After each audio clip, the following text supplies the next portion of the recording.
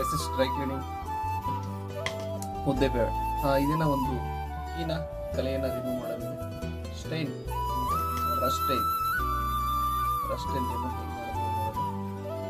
Already dry cleaning ಆಗಿರೋಂಥ pant. ಇದನ್ನು ಒಂದು ಕೆಮಿಕಲ್ ಮುಖಾಂತರವಾಗಿ ಪರಿಪೂರ್ಣವಾದಂಥ ಒಂದು ಕ್ಲಿಯಾರಿಟಿಗೆ